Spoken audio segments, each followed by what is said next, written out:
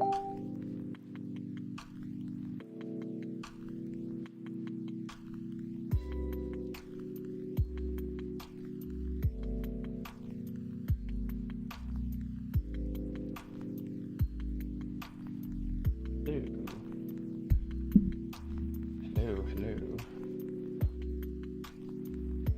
Okay. Tonight's goals. I would like to get some of my backlog handled. I've managed to get, I think... I need to reset that. I've managed to get most of my article inbox cleaned up so that I don't have a bunch of junk sitting in there. And so now I just have a inbox of just actual things that I know I'm going to get some notes out of. So, okay, yeah. Some bugs with some things going on here, but here we go.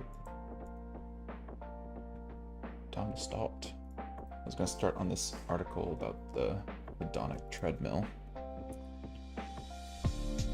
Let me know if the music is good or not, or if it's too loud. Is my mic good enough? Or the music might be a little too loud.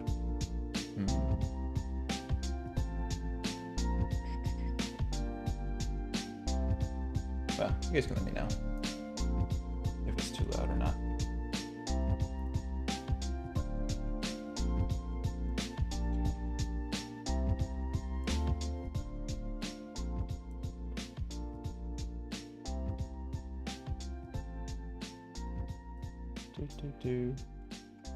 Alright, -5 decibels. How's that? I swear audio is always the hardest thing to do with all this stuff.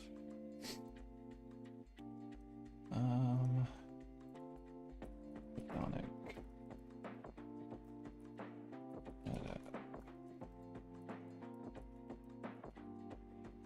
Sweet. Perfect.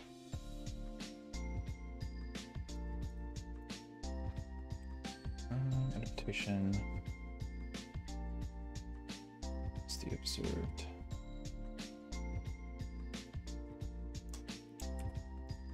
So then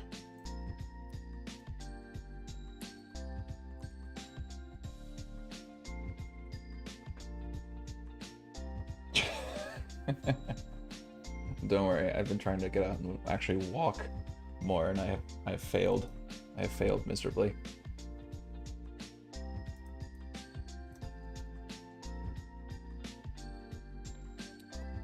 Yeah, for me, it's been hedonism in the way of takeout. It's even worse when it's delivered. You don't even have to go to get it. I don't have to go walk out to my car. And add an ellipsis there.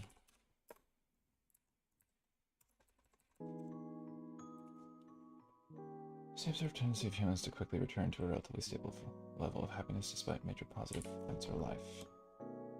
This related stoicism, and then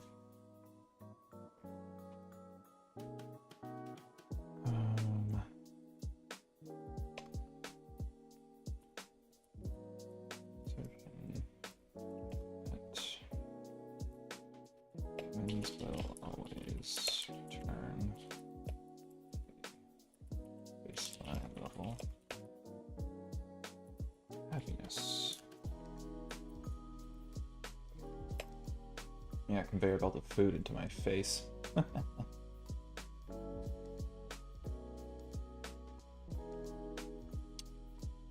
Assertion, the observed tendency.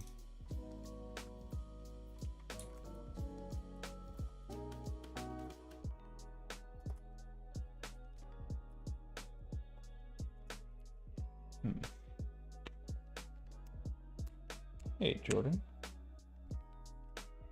I am working on some notes in the Zettelkasten. Trying to get off get some of my backlog finished. What? What about the font? My headings are this non-traditional font, but everything else is Fira code. I love my monospace fonts. Fight me. The header. It's not actually Norse runes, but it's the Norse font from DA fonts. So it's supposed to be like Norse rune-like because I'm all about that life. I wrote a script with Bash to convert text.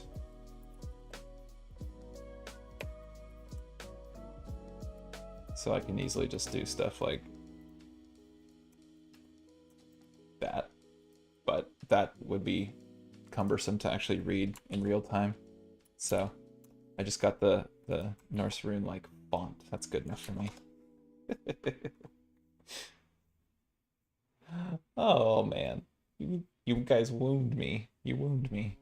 I like my headings. It is causing some issues for people using some of my CSS because I had to change some things to have a backup font for it because it was like causing issues for them, but get on my level.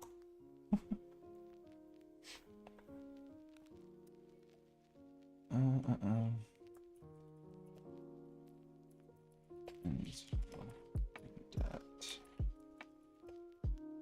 to large swings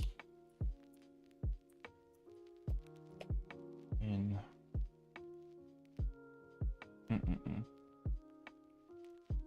swings in life circumstance, Oxford comma, and fortune. Hey, I finally get to use my vocabulary word. Vicissitudes. Just use that word.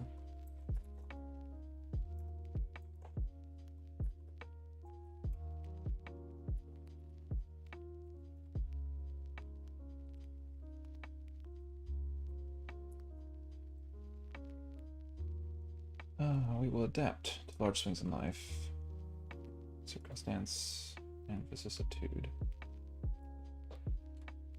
Since we will do this,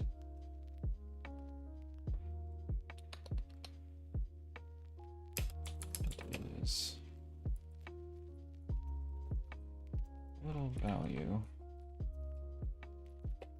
getting caught up in the... I'm trying to do this with touch typing. I've been practicing touch typing as one of my New Year's resolutions, and it's kind of slow going. I normally type at like 70 plus words per minute, and I kind of look a little bit at the keyboard, but I'm trying to keep actually doing real touch typing, and it's difficult.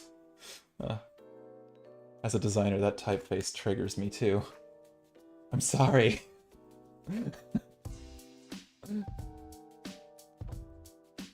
Oh yeah, that was a good speech. Viola, in view of a humble vaudevillian veteran, cast vicariously as both victim and villain by the vicissitudes of fate. I like that speech, actually. I love a good vocabulary. Well, you're getting caught up in the highs and lows of life.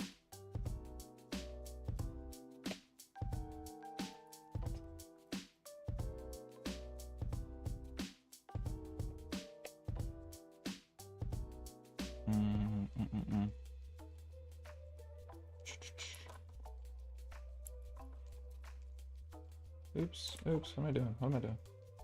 Ah. Stoics.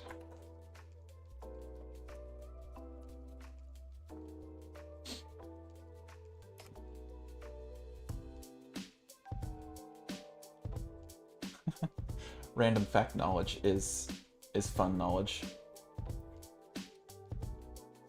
It definitely can come in handy sometimes. Like sometimes people ask questions about something or other, and like I'm the only one in the room who actually knows even the most vaguest little iotas of information about it, just because of randomness on the internet. So it can be useful. It can be useful. Move that up so the chat's visible. Always. I need to work on my overlays, man. Dang.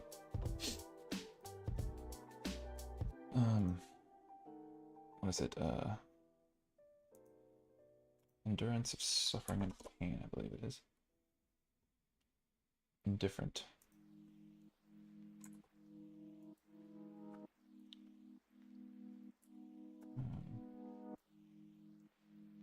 What would be the right word? Not urges, but philosophy of the Stoics. Focuses on the acceptance.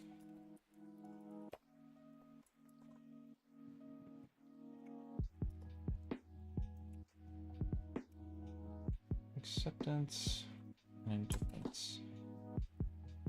Yeah, I like indifference better.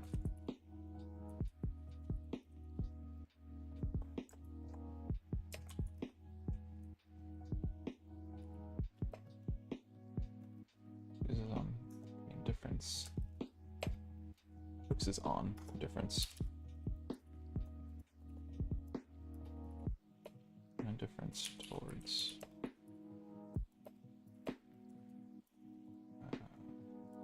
one's lot in life.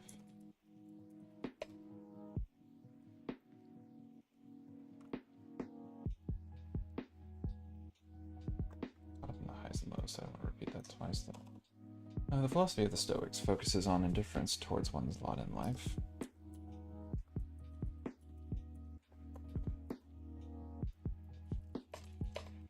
Given the hedonic treadmill,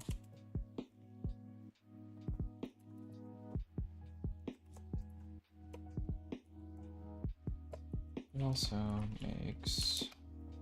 Okay, screw touch typing. I just want to get some stuff done. It's practical sense to disregard both positive and negative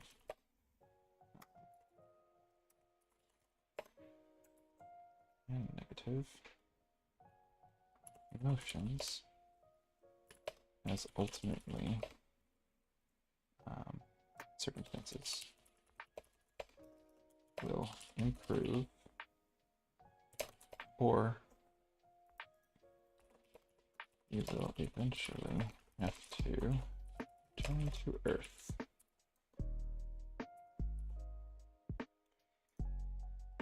So basically what I'm trying to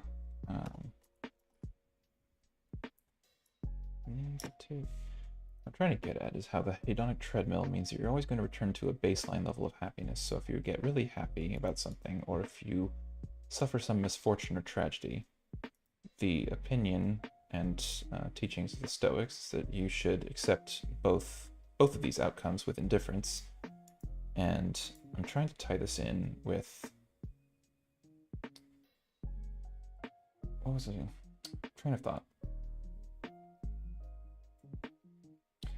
Yeah, the touch typing practice, I actually use KeyBR as the website. It makes you copy random ass text. That's what I've been using. It's actually been really effective. I've gotten back up to like 54 before I started adding in punctuation. I should accept both with equanimity. Hey MK, welcome to the stream. There's a little value in getting caught up in the highs and lows. The philosophy of the Stoics focuses on indifference towards one's lot in life. Given the hedonic treadmill, it also makes practical sense to disregard both strong, positive,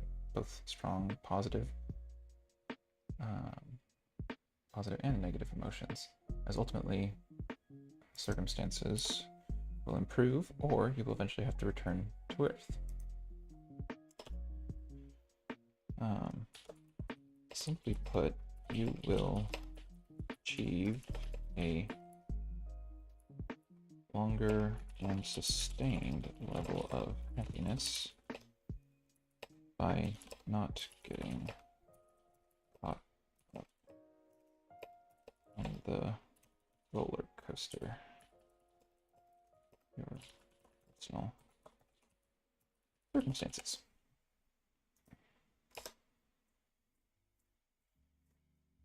Whew. PS/2. When I see that, the first thing I think of is those old purple and green ports on the back of a tower.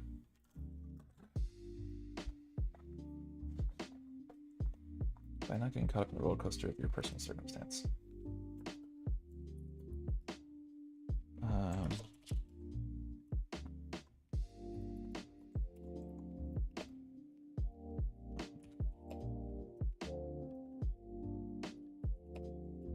Means that we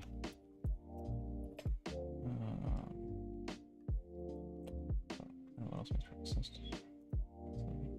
Actually, this should go in the Stoics note. Academic Tremble is actually about something different.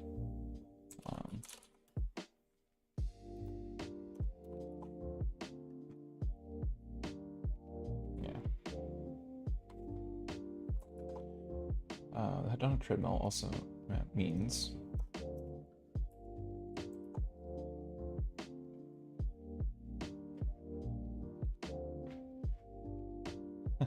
IBM PS2. Okay.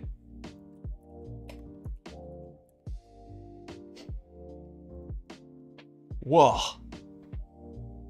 Wow.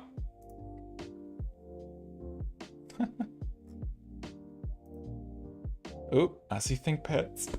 Excuse me, I see ThinkPads. I can't wait to finish school and get back onto an X220 as my work machine. At touch typing, I'm trying to set a daily goal of practicing it daily. Oops, not that. Typing benchmarks. So like I've been tracking my progress here. And this is when I added in punctuation and capitalization at the same time. Like I was just doing lowercase words and I was getting back up there. Then but I'm starting to get the handle of the shift key, comma, period, exclamation points, some of it, but yeah.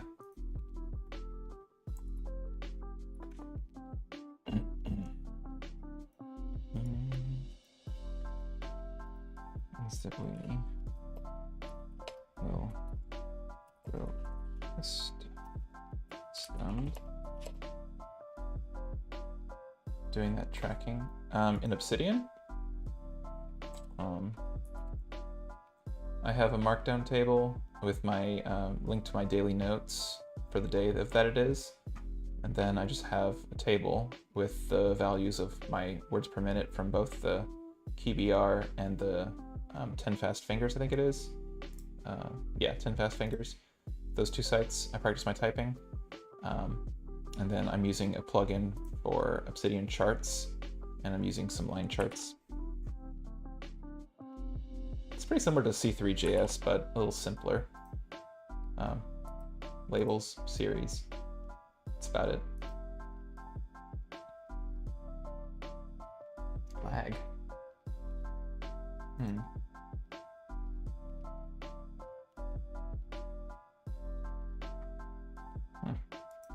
I don't see anything notifying me about lag. It says I have a good signal. I'm accustomed to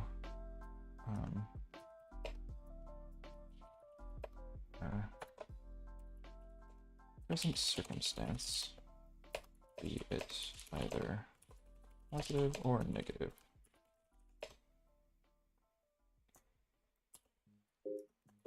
It means well. Julian, thanks for the follow. You have helped us meet tonight's follower goal. And welcome to the stream.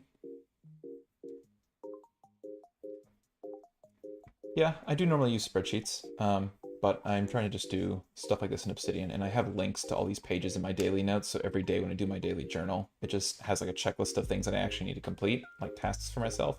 So it's a way of actually being on my own ass about it. It's been working out pretty well for me, so. But normally I would do something like this in spreadsheets. Tend to try.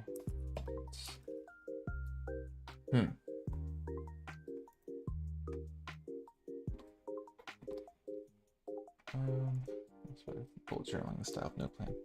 I did check out No Plan 3. I think it was the developer, the owner, or somebody contacted me and gave me a free trial of it. It was pretty interesting.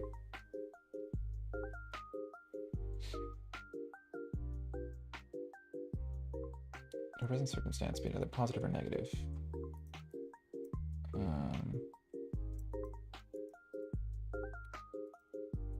Will tend will return to a consistent level of happiness.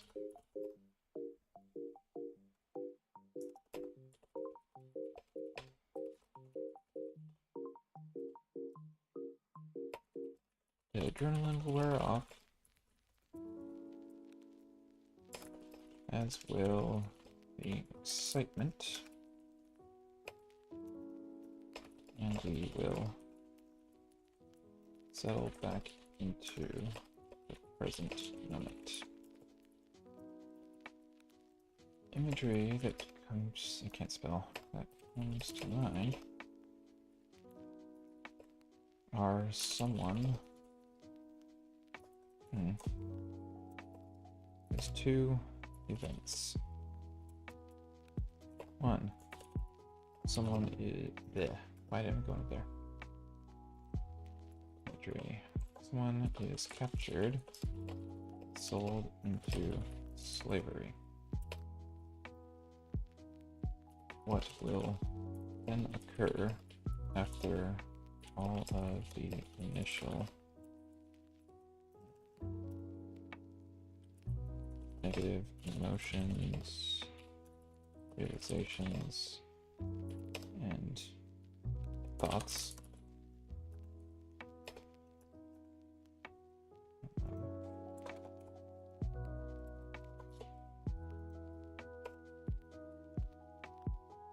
Might be grim acceptance of the lot in life and a turn to some semblance of emotional homeostasis. The individual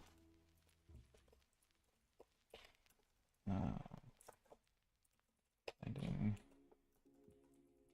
pulses of happiness in the midst of a grim circumstance.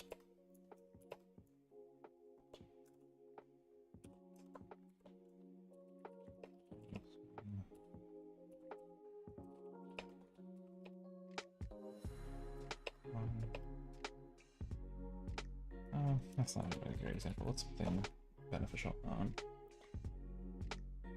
A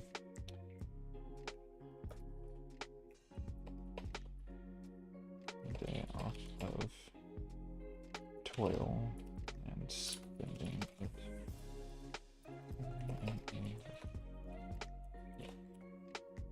something. What comes to mind, well, actually, when I'm thinking about this, is like Game of Thrones. Like the city of Marine filled with all the slaves, a lot of them were like comfortable in their state, in their lot in life. And so what they did is, status quo. Life went on. Everything was normal. And even though they were slaves and they were subservient and even abused, and it was a definitely not positive outcome or circumstance, is that a lot of them settled into that life. They found measures of happiness, and one of the scenes that struck out to me was there was I believe it was either a pair of parents or just like a father or something, but they had a child. And so like if you're in that circumstance, you have a family, you have a child, like you're gaining some sense of normality, some pleasures and happinesses in life, despite the present circumstance. So ultimately, even though it's a drastically negative circumstance, you still return to some level of baseline happiness because of just searching out for measures of happiness, or just like the adrenaline of the situation wears off. If you were initially captured, then like panic, adrenaline, what is going to happen to me, the uncertainty. But then as you settle into some sort of routine and normality, you return to that baseline of happiness. And then the inverse is also true of extreme happiness. I won the lottery. Omar says, one must imagine Sisyphus happy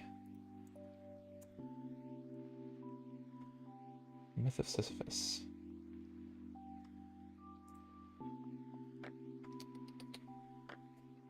Camus. I like the stranger.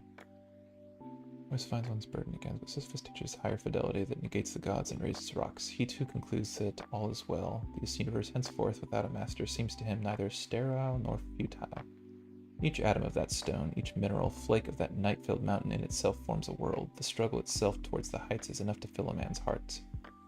One must imagine Sisyphus happy.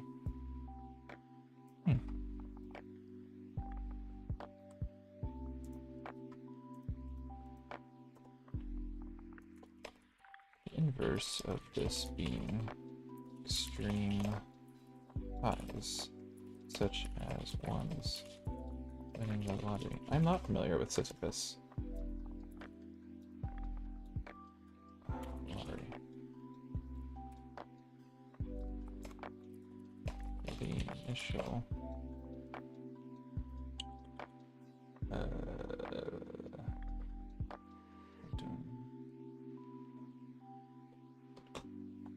For the initial loss of initial turn of fortune, you will grow accustomed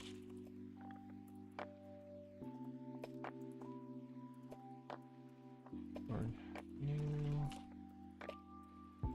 well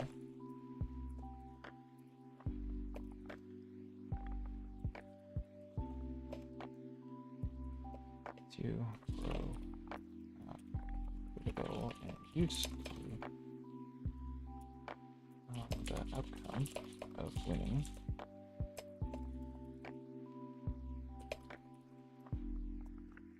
You return to the baseline happiness you had before you won. Somewhere close to it. Once you win, you grow familiar and comfortable and used to that particular lifestyle that you've now gained. And so now, what more up is there?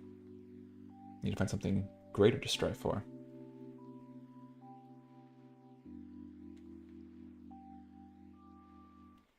It's meaningless and dreary work.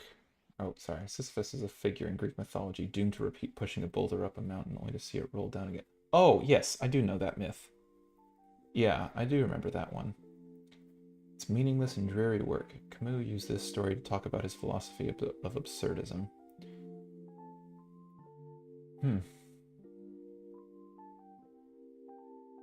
Yeah. I remember reading A Stranger. I forget if that was also about absurdism or if that was just about nihilism or existentialism. I forget. This was like I initially read it when I was in advanced placement English in high school, and then I reread it again, I think in the last few years. I think I liked it more when I was in high school. And I was just kind of like, meh.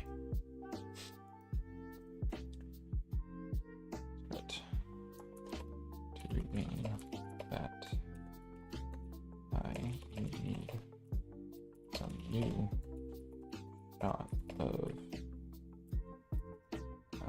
excitement.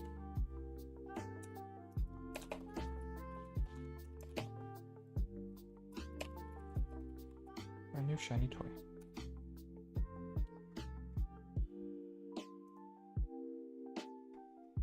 Adaptations. So then, coronavirus.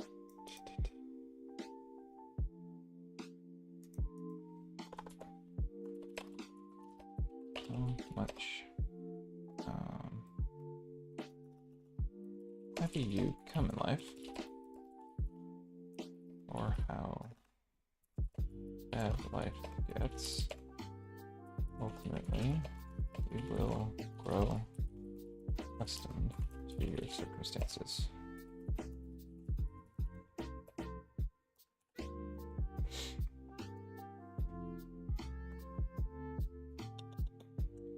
Yeah.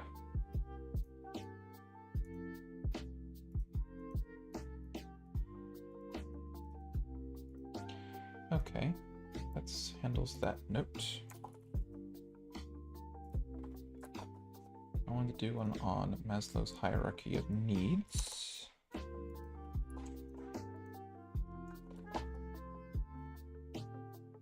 Oh, actually. This one.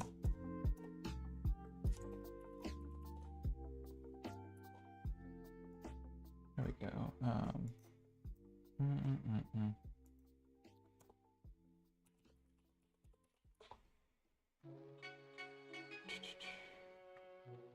All of those. Also, trading.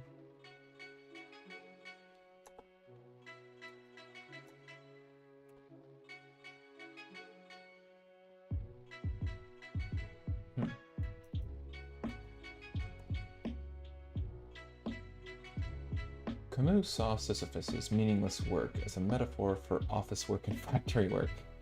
I relate to this. There's no joy in it. I disagree. It's all misery. I disagree. He compares the two and sees absurdity in both Sisyphus and modern workers. Sounds like a downer. He makes the argument that once Sisyphus accepts that the work is completely pointless, he gets to see how absurd the whole thing is and be okay with it. Well, what if he was already okay with it? Now he has to feel some sort of negative emotion before feeling okay with it. I guess realizing a personal truth is always valuable.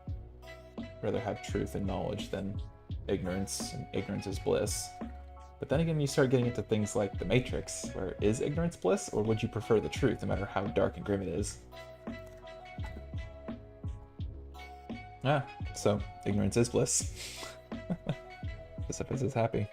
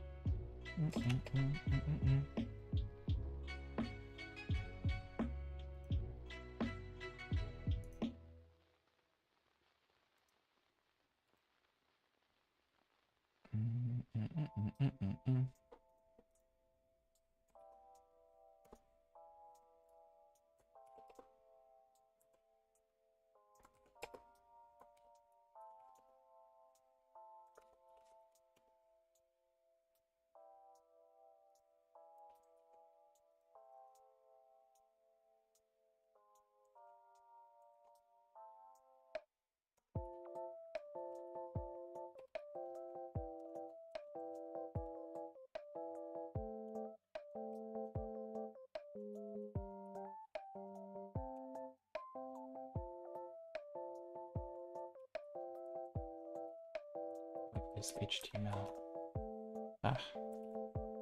There we go.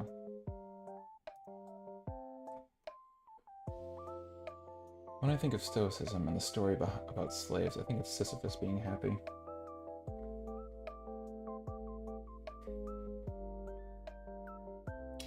Yeah, the grim acceptance of one's reality and the I can't ever pronounce this frickin' word. Accepting everything with a sense of magnanimity. I can't ever pronounce that fluidly. But with like a sense of grace and just grim, resolute acceptance of your lot in life. And that sucks. Magnanimity.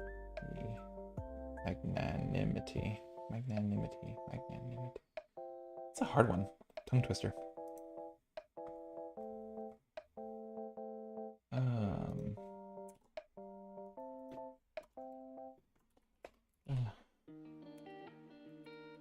Hierarchy.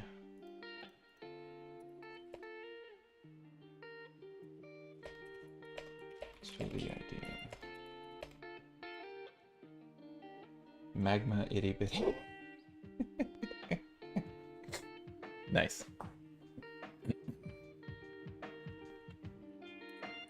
Let's that there are a series of these humans have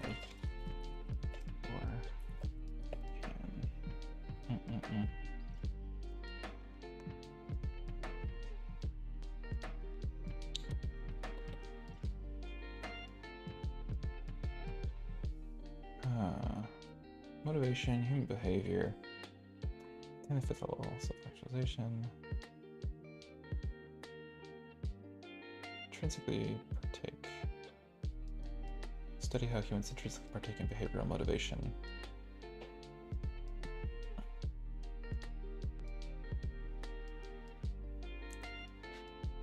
Serious needs even have before we can be motivated towards higher of pursuit.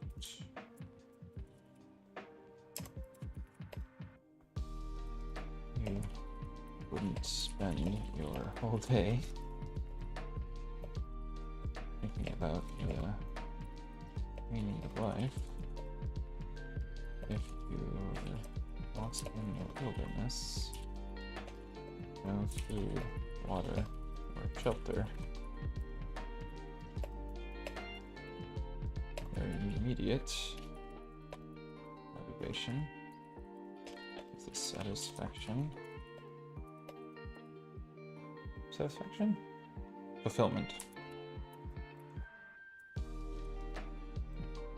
Your base needs to survive. After levels of needs are met, humans expand our intent. Absurdity kind of freeing, similar to existentialism and nihilism in some respects, but it's funnier. As a parent, I'm often Sisyphus. I clean the same room 10 times and oh my god, yes. One reason I don't want to be a parent. I'm just too selfish with my time, my energy, my efforts. To each their own. I'm definitely not interested in having children personally. People that do, oof, the effort.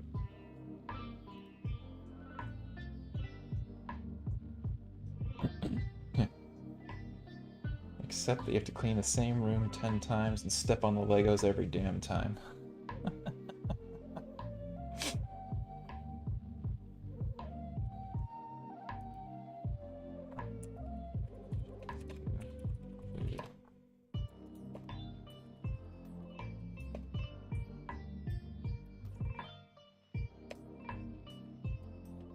Survival and safety.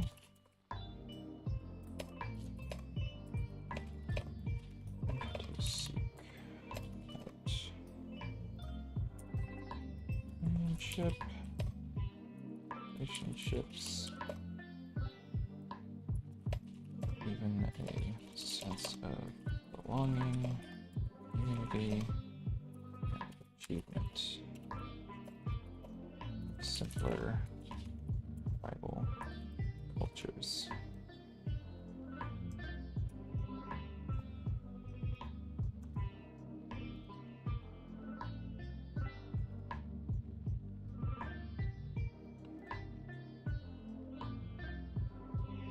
Frustrating, but it's also incredibly funny because it's humbling. The best laid schemes of mice and men often go awry.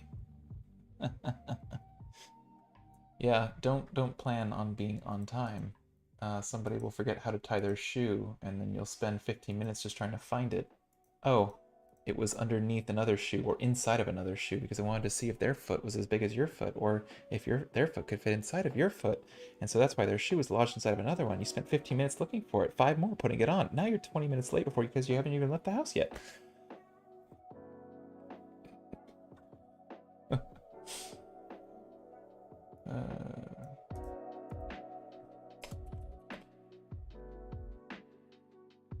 Like, I can imagine. I can empathize. I can sympathize. But I don't want to emulate.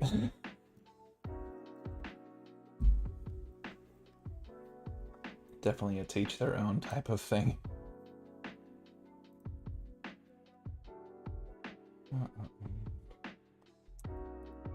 Fellow cultures once.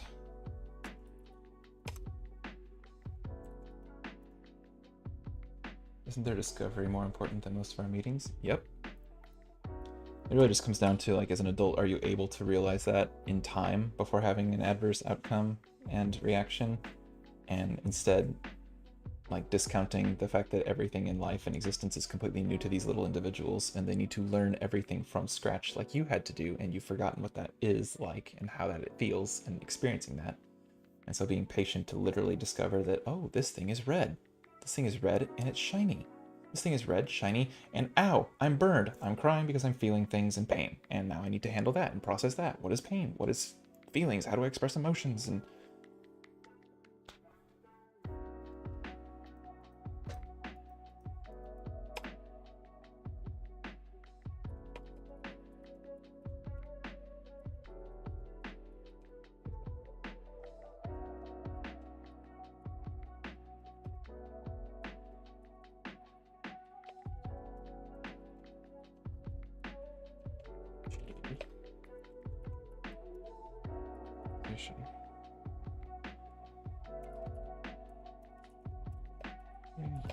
full potential.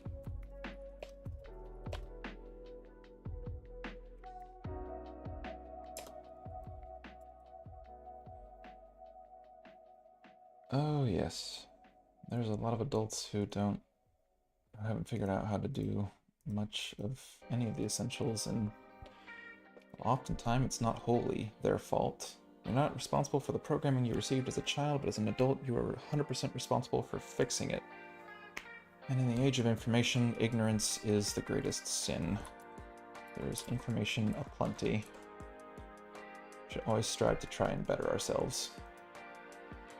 Just for ourselves, but also because it does benefit others around us.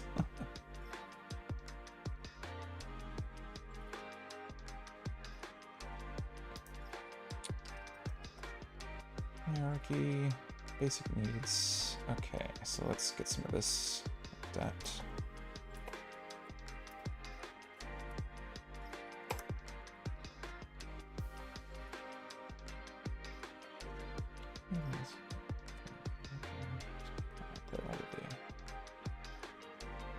Fundamental layers of the pyramid. It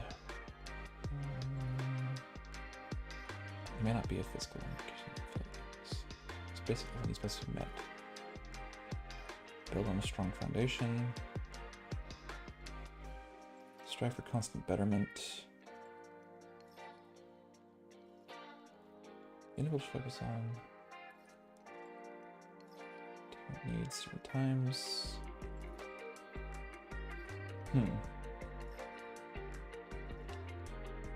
You need to be surviving, of course, and then you need to have a strong place mentally. To be in a strong place mentally to then fulfill your full higher level actualization.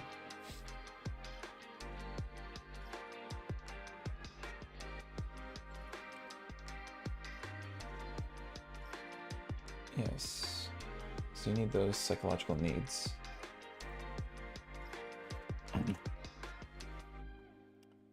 Yep, safety, social belonging, self-esteem, self-actualization. No.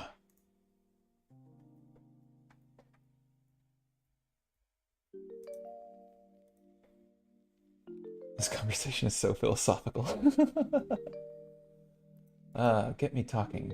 I don't think I shut up as much as I should sometimes. But I did take my medication today, so hopefully that helps. Hashtag ADHD life. Your job as a parent isn't to raise children adults, to raise adults. Yep. And an important factor to remember when raising children is that you're not raising them to be a copy of yourself or do anything to change them. They are their own individuals. You guide them, you try to teach them, you try to instill values, and ultimately they are their own people. They are another human being, completely and wholly themselves.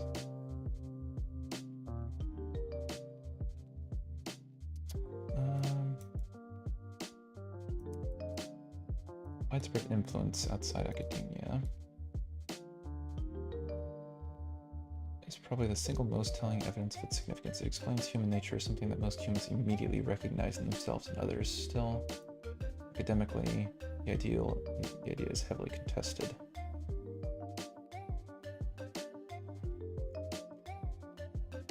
First world problem. First world problems. My Starbucks mochaccino didn't have the right amount of soy in it.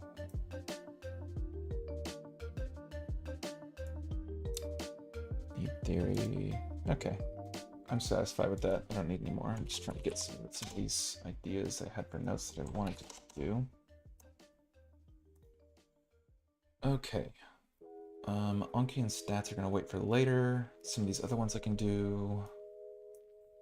Bam, bam, bam, bam. Okay.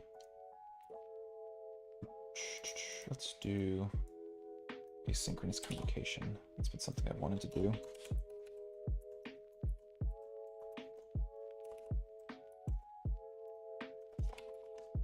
Oops.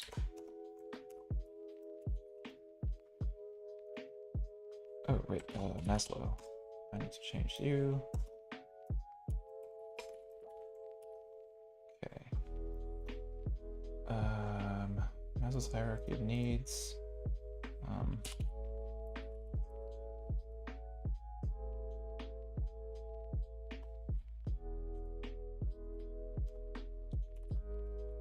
Environment.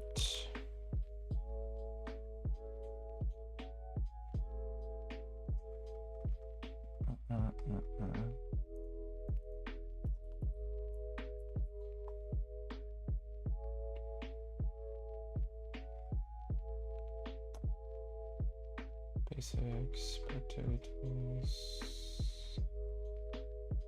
Yeah.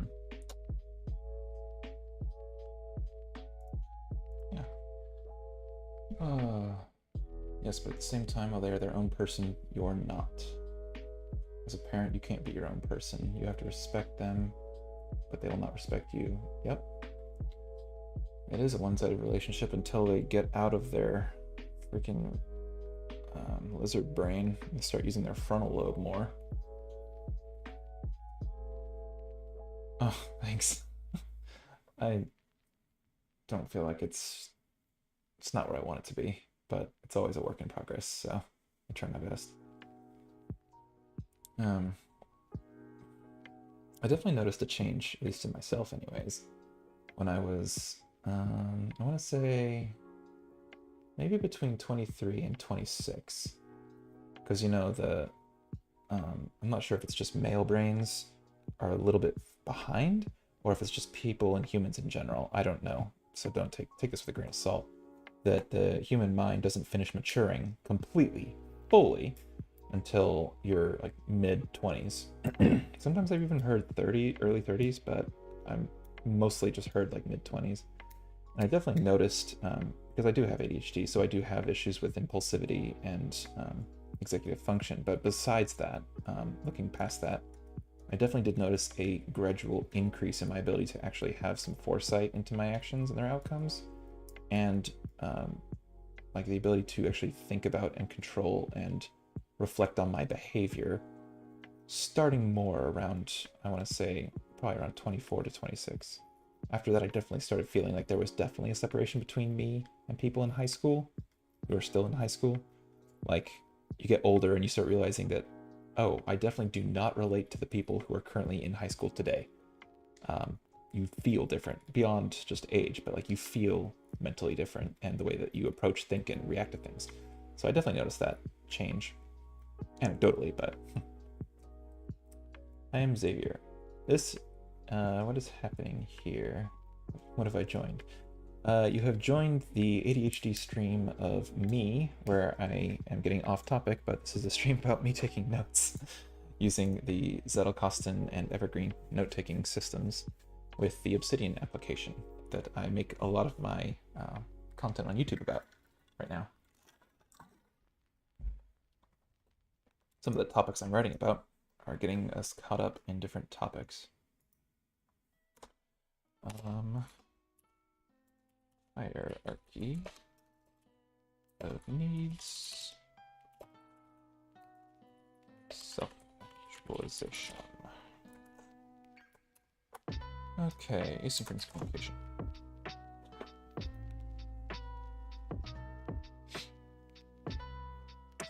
Yeah, lo-fi chill vibes.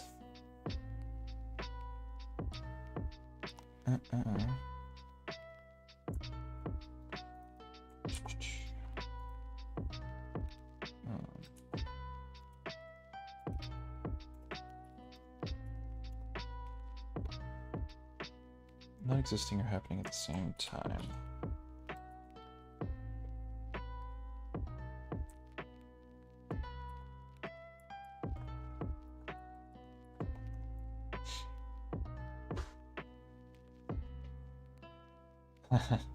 Yes, we are having reciprocal and circular ADHD. Lo-fi is life. Yeah, when I'm doing any sort of studying, learning, or I really just need to focus and I can't have things like TV on, it has to be like classical, non-lyrical, just sound.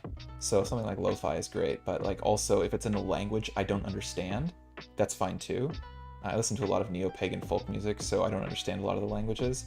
And so when it's just going, like, I don't get caught up in the words because I don't understand the words. It's just sound to me. So basically just white noise sound. That helps me focus a little bit better. It's like extra input to slow down the other things. Me too. I need to know what this is so I can play it at work when it stresses me out. Look at Harris Heller Stream Beats, or just Stream Beats. If you search that on YouTube, internet, anywhere, you will find it. It's all free. You can use it whenever, and you'll enjoy it. I was noticing you take a lot of notes on vocabulary. Have you considered also looking up etymology? I find that it really helps me to get a better handle on new words. Notes on vocabulary? I don't want to take notes on vocabulary as much. I have flashcards for certain vocabulary words. I keep those usually in Anki though. Xavier, you're most welcome.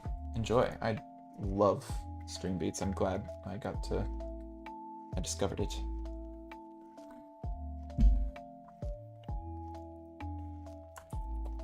Words to work.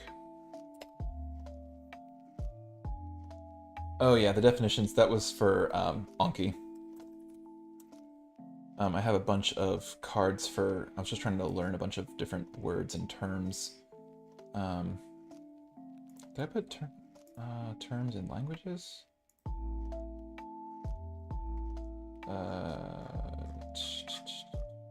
Tag.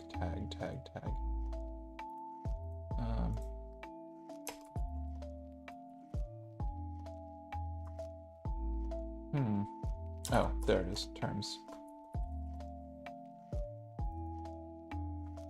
Yeah, so I got some things in here. Hey, there it was. Oh no. Oh yeah, that's fine. Verisimilitude is different than vicissitudes.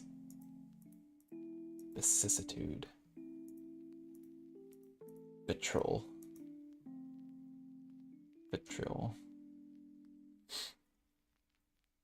Where do I get my music? It is Harris Heller's Stream Beats. Can't have audio but can watch. Welcome, Chromatic. Thanks for being on the stream. You know the etymology of the word, you get the story behind where it came from and where... Ah, that's what you mean. Yes. Interesting. Do you have any resources for doing that you prefer?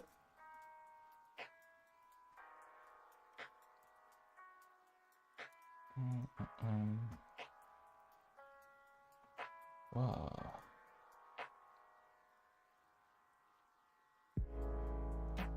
I do pretty well on my flashcards.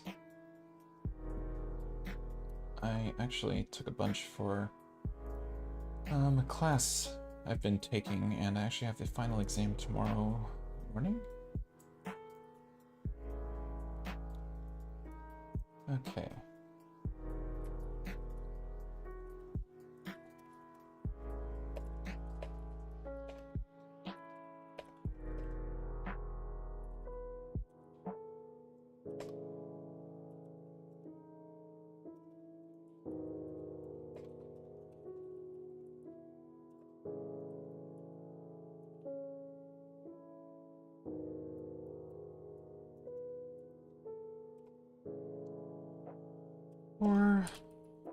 communication tools like Slack,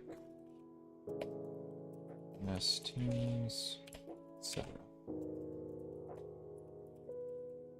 To communicate.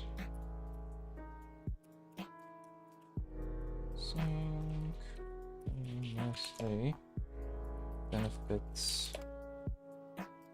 many people, especially in situations of differing time zones and when you just want to come back to something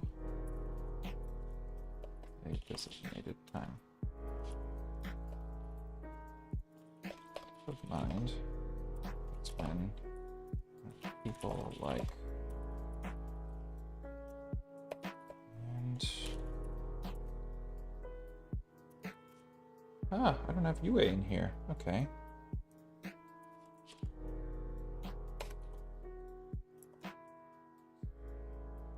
Take vitriol, for example. The word vitriol's current meaning comes from the fact that vitriol is a corrosive acid made from sulfur dioxide. Yeah, for one, that is not the definition that I wanted to grab for it. Cruel and bitter cynicism. Oh, hey. I remember that happening before. Oh, so there's that. Interesting. I didn't know dictionary could do that. Neat. Huh. Let's see. Whoa, hey, come back here.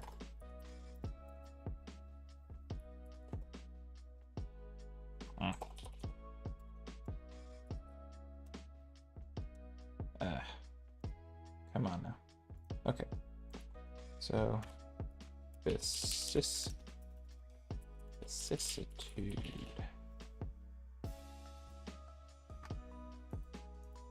Dictionary origin. That is neat.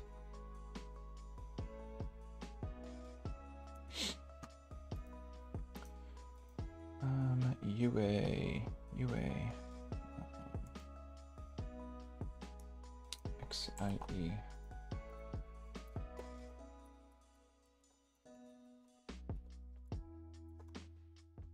UA is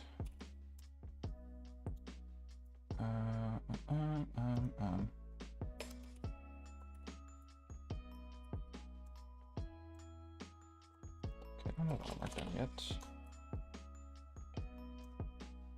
Well, what is Hadley?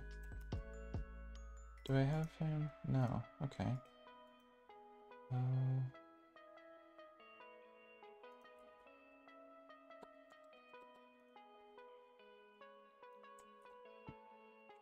Okay.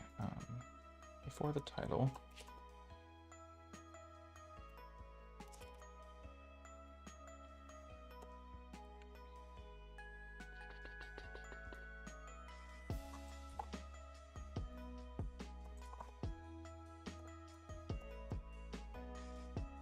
Software engineer at our studio. It's the same for UA.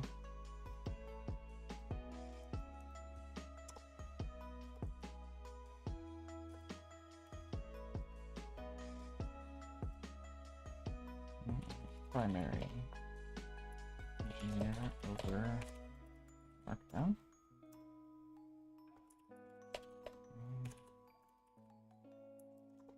Oops. GitHub and Twitter.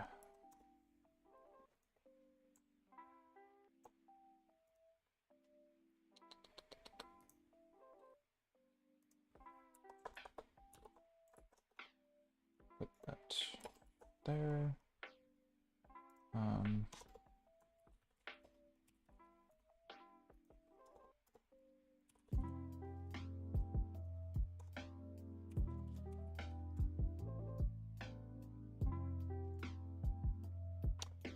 Okay, and then have their website, professor of statistics, PhD statistician.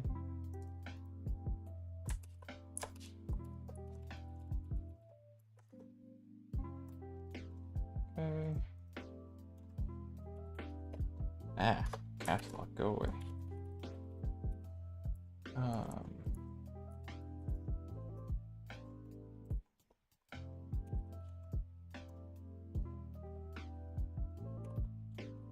I do have ggplot too, I think. Do I? I do. Cool. Okay. I'm a word nerd, so I get into this sort of thing. When you start to learn the history of English, you can develop frameworks for acquiring new vocabulary. For example, science was historically communicated in Latin. Yes. That's why medical terms are still in Latin, and why we say podiatrist instead of foot leech.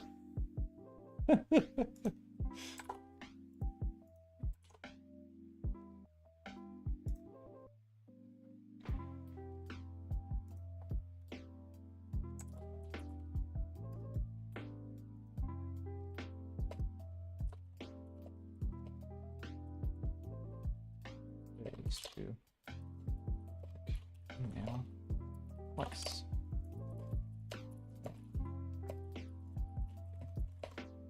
Doom scroll. A spiral of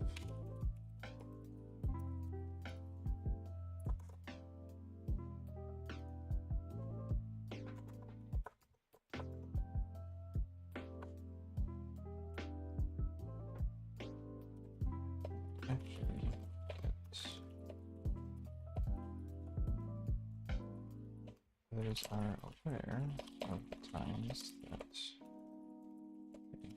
check this, these communication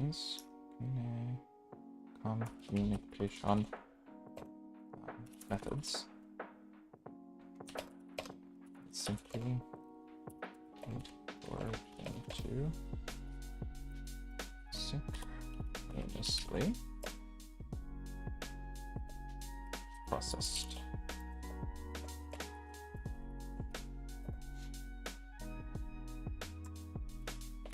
It is beneficial about synchronous communication that it doesn't disturb one in the midst of deep work.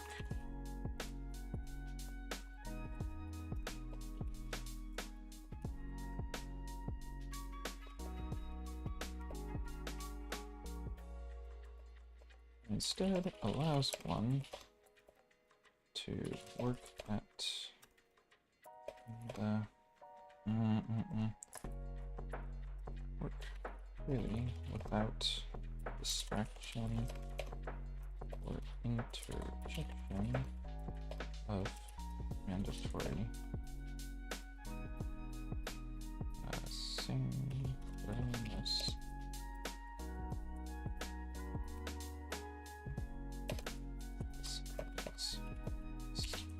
especially helpful method of communication for the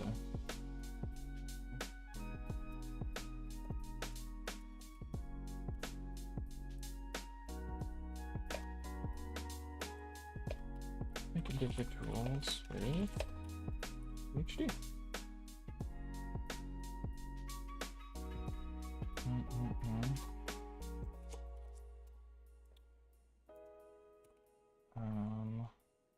Hyper focus, deep work. Okay. And then I have I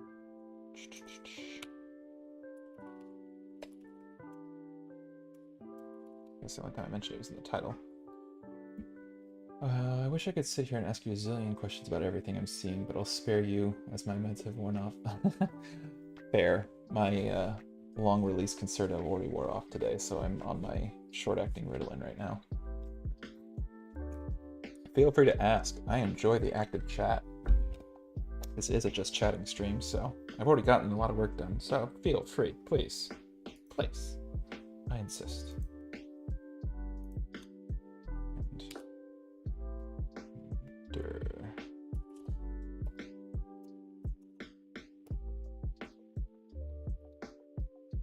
Okay.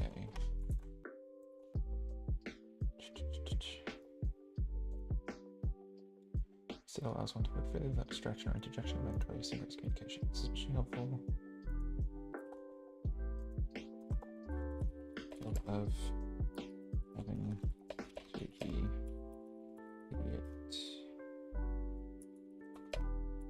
present simultaneously with others in a meeting, which does often have value at times.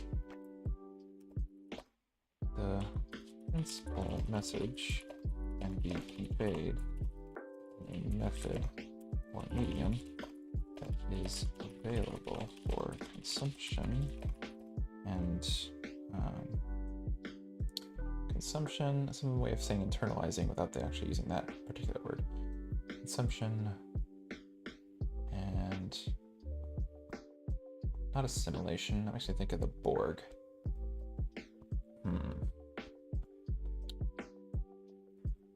Method for consumption and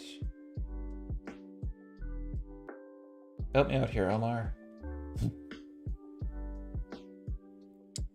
The principal message can be conveyed in a method or medium that is available for consumption. And I don't want to use internalizing. Understanding? Available for consumption and understanding. Well, if you come up with something, let me know, but I'm just going to say understanding. The president's method of making this understanding would be recipients' volition.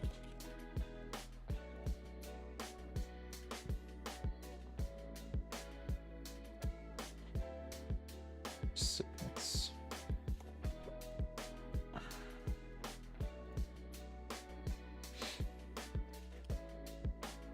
Principal message can be conveyed in a method or medium that is available for consumption.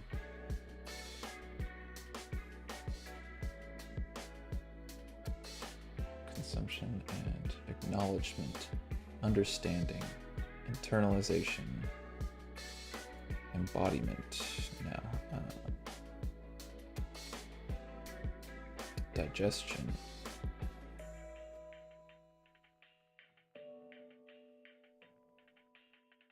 Consumption. Actually, I don't even need that word.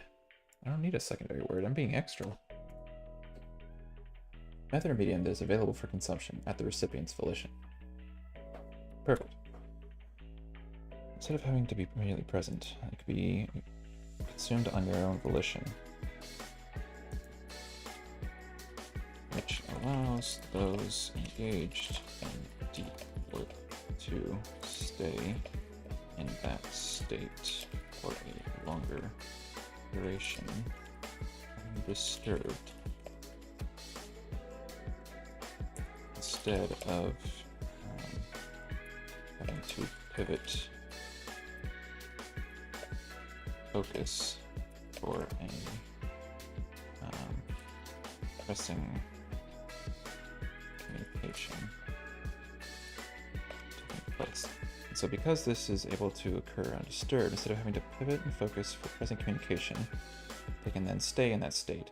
And for those with ADHD, not having to context switch saves a lot of that starting energy for the actual deep work itself, instead of the constant shifting of contexts in the workplace. Boy, do I feel this. I feel this viscerally. Where did I find... There we go.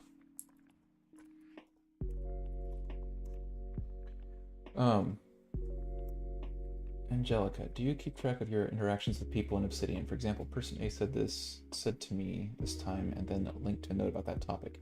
If it's something that I actually want to note and remember and write that down, yes. I usually would put that type of comment in like my daily note, like saying, hey, so-and-so talked to me about this today, and the topic, the idea, the note would link out from my daily note, so I know when it occurred, and then I can just see the context in the daily note. And from that note, I can link that into the other related concepts. But I'll have that temporal component. And if I actually have a page for that person, I would likely tag them in the references section at the bottom of my note, on that note, not in the daily note, because I don't want a bunch of like dates connected to my actual people notes. So hopefully that explains that. I think it's interesting to see how it all connects with our external life, but I'm afraid it'll get messy. It can, pretty quickly. You're asking for some help with finding the right word, right? Try this, cut down that whole paragraph by 10%. Really present with others in a meeting, which can have value.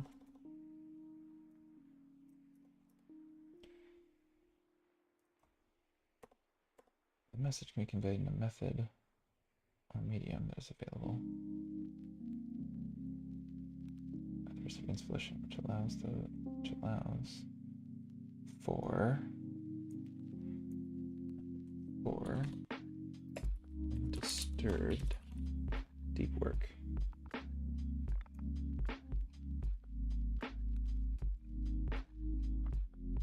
That's fine, just deep work for a longer duration. Instead of having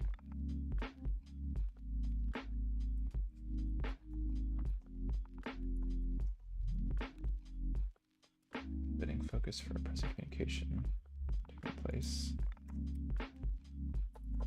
those with ADHD not having context switch stage, a lot of that starting energy.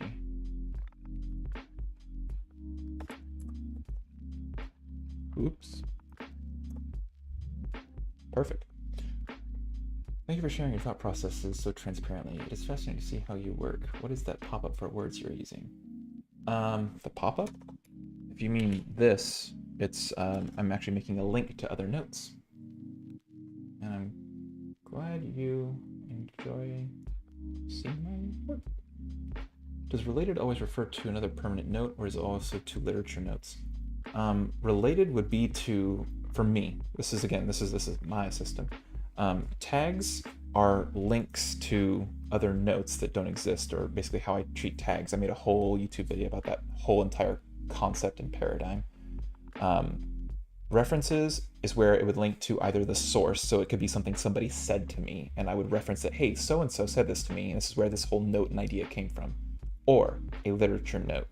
Or if it is actually from like an offshoot idea from another note, I would directly say this is referenced by this note because it came from that note. Related is like, hey, I have something in here, like deep work. I have a footnote for my other note there that is ADHD hyperfocus is a double-edged sword of both deep work and avoidance, which is a footnote for deep work. Deep work doesn't exist yet, so I need to make that note. And then what I can't do with inline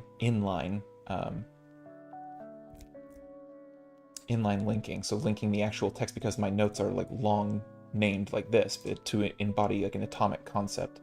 I could either put this directly inline in the text, I could put them as footnotes, but if I don't find a way to fit them in exactly right there, I will put them into related so that it's still tagged on the note, and just that I know, hey, this thing is somewhat vaguely related, or I think it might be interesting to see that this is connected to that in some way later on. But that's typically how I use those three sections. Stephen King once said, final draft equals first draft minus 10%.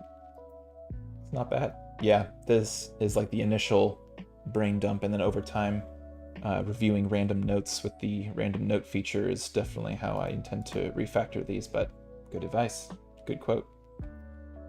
Larry says, I need to ask you this only because I'm still new to Bash and shell scripting. Is it possible that you might add audio support for Flash?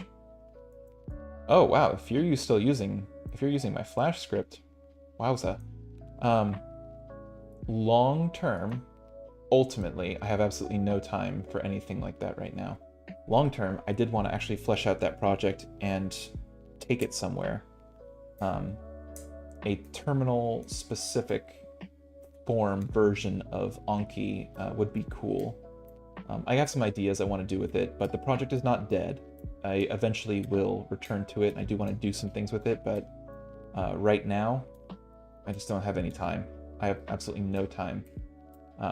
But if that's something that you're really wanting, and you want to make sure that it doesn't get forgotten because ADHD brain, file an issue on GitHub, put all of your details, everything you need in there, and that way it won't get lost when I eventually pick up the project again.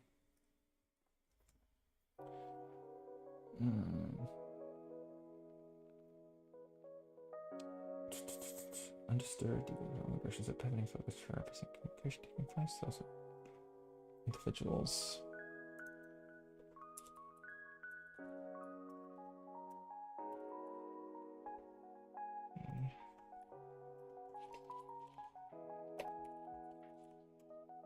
Oops.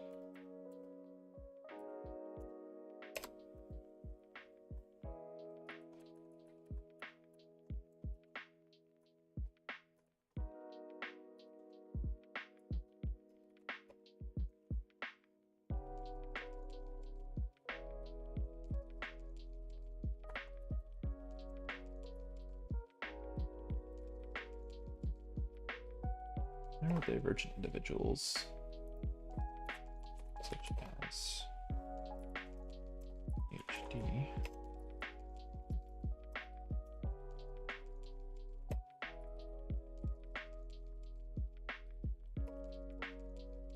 I don't know why I'm doing any of that.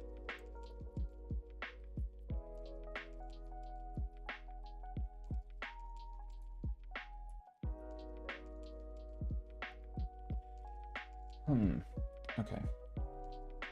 So then asynchronous communication.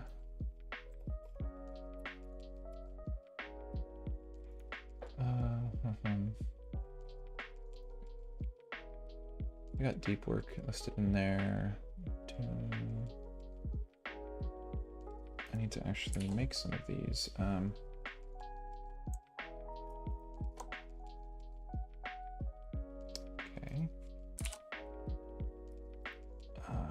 Asynchronous communication related would be something like async, JavaScript async and defer. Yeah. Asynchronous functions. Reference, this isn't referencing anything. Oh wait, no, this is. I did get an idea to do this topic from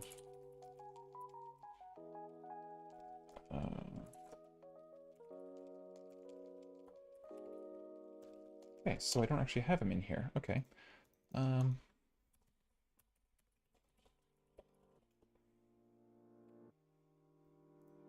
Is it Justin? I'm horrible with names. Yes, Justin DeRose. Nice guy. I've talked to him on several occasions. Justin DeRose.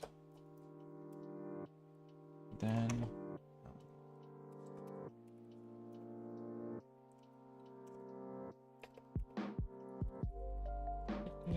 remote work.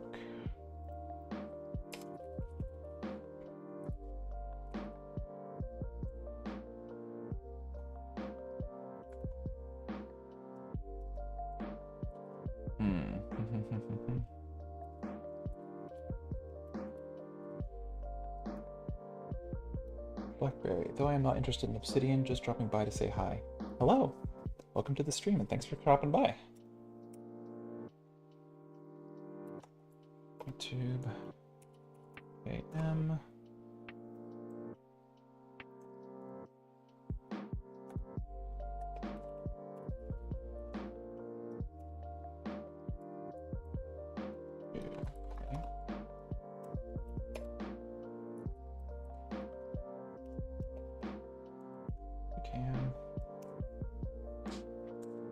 It's been a while since I've done Luke Smith clone stuff. It's all the older stuff on my channel. I will eventually return to Linux and do more Linux stuff, but I definitely found my own path eventually.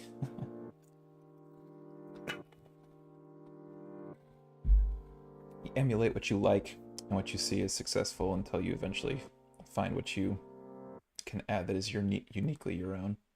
So that's where I've eventually gotten to.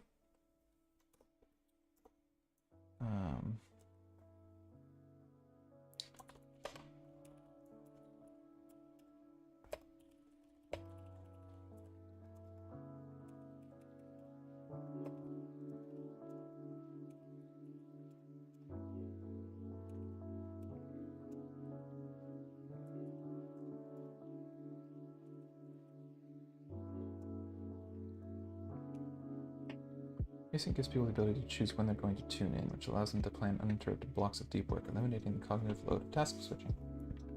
Yep.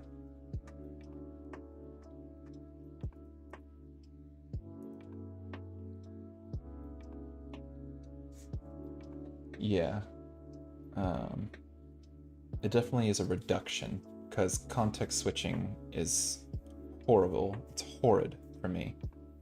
Having to switch things from, like, if I'm working on a particular assignment or a project at work and have to quickly pivot to something else because it's just an immediate, you need to work on this, do COB. Switching out of that context is something that I'm really interested and invested in, and I've had all of the abstractions and ideas and things in my head for this one project, just dropping all of that and switching to something else. It's almost painful sometimes. Really nice to know. I've been using Flash a lot for language learning and linguistics. Been more satisfied with it than Anki. I will attempt to implement the feature myself soon to collaborate. Even better. Thank you, Larry. I would definitely love to see how you implement that and what you do with it. And just so you don't waste any effort, if you open up that issue and we can document things there, we can discuss like the approaches that you're going to take and what ultimately I would want this to end up being. Unless you want to just do a fork of it yourself, that's okay too. I don't mind at all.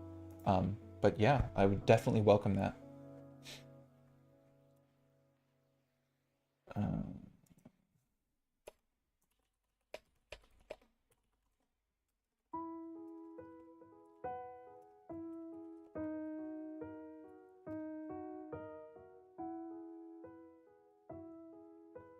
He works in marketing.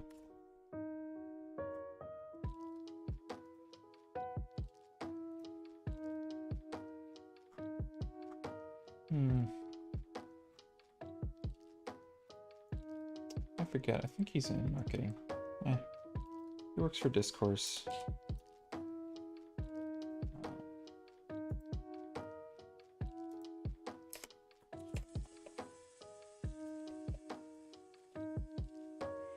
Okay, so I got Justin.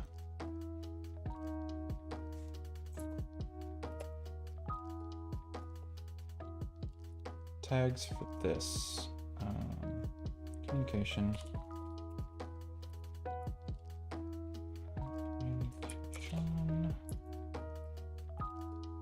Work.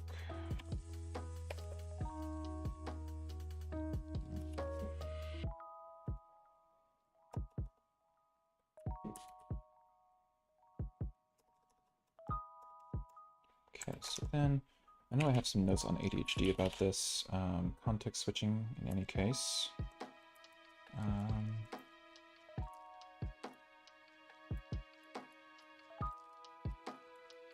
Context switching.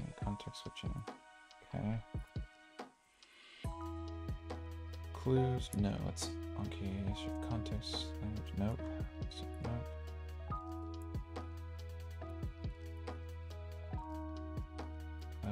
Okay, so this one would be environment. That's a self-control, discipline, and willpower.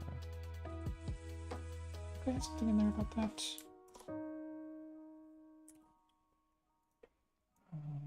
State, create good work.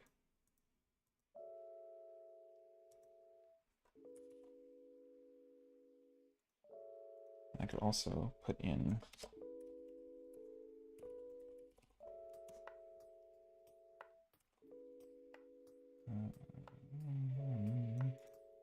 pure willpower. Yeah, so this is sort of setting up your environment to work for you. It's critical for ADHD. I was just watching a video about this. Technical advocate is his role according to LinkedIn. Excellent. Thank you.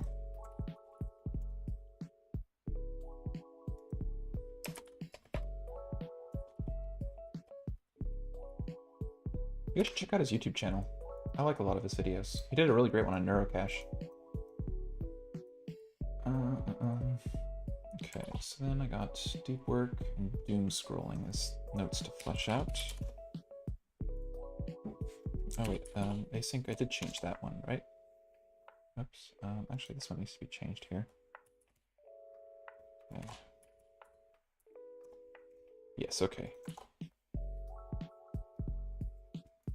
Yeah, I really like Justin's stuff. Nick Milo, Shu Omi, Notes with Ren. I really like her stuff. Who else? There's a couple people. Yeah, I follow a lot of people. I probably watch more YouTube than I should as somebody who should be working on their own damn YouTube channel, but you know, you get sucked into the black hole of content when you have ADHD. I say ADHD, I talk about ADHD a lot. I never used to do this until I started really realizing how much it impacted my life. And then I started researching about it more. And now I'm actually realizing, oh, this is why I have all these problems in life and why I am the way I am. I'd love to see my mobile workflow.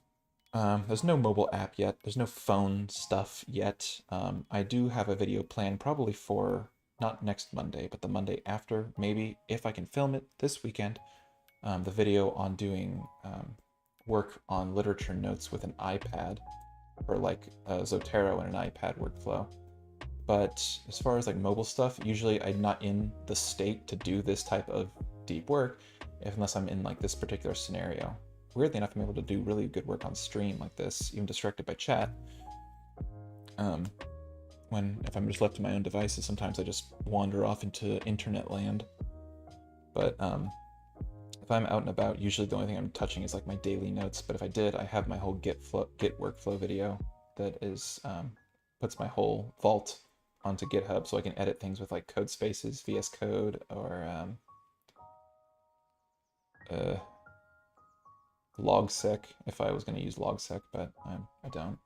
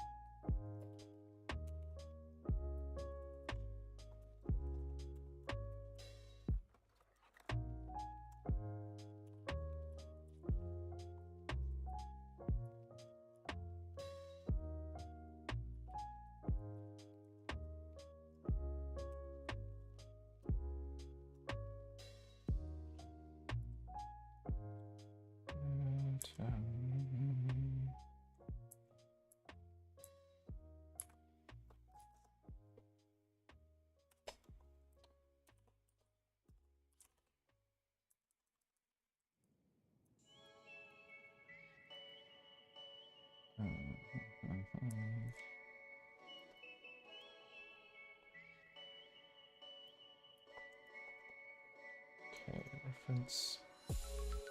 Okay. Deep work. Do you find it difficult to answer chat and work at the same time because of ADHD? I mean, technically yes. Sometimes though, like what I'll do is if I'm in the middle of writing something, I have a thought or I have a couple thoughts connected together, I'll just completely ignore chat until I get that out of my head, and then I have that moment where I will context switch into looking, responding, reading chat. And this is like just daily life. Like, it explained mechanically, this is how like the attention functions. Again, I can only speak for myself and how my presentation of ADHD works, but I will then like complete this unit of work, focus, thought, energy, and complete writing what I'm writing. Feel like, okay, yes, that's okay, I'm done with this, I'm done. Okay, completion, pivot, and then focus on something like chat for a brief second, and then pivot back.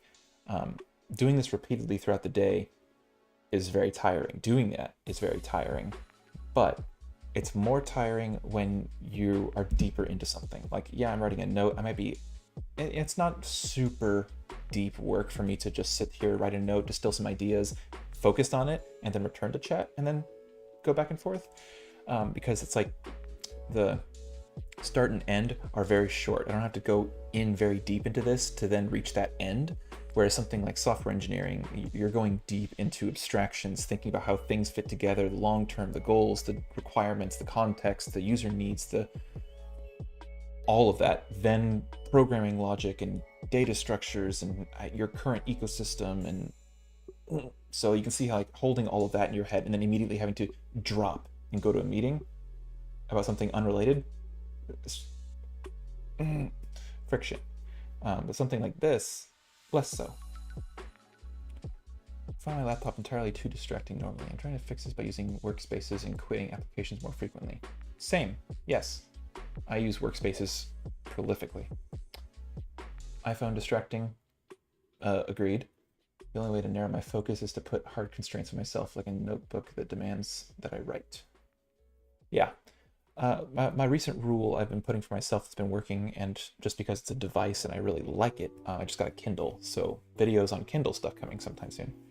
But what I find really useful is saying when I go to bed, I have, I think it's 11 o'clock to midnight, I have reserved strictly for just reading on my Kindle, which I actually find is a less friction and less of a barrier to me actually being able to focus and read outside of like my forest cabin that I have.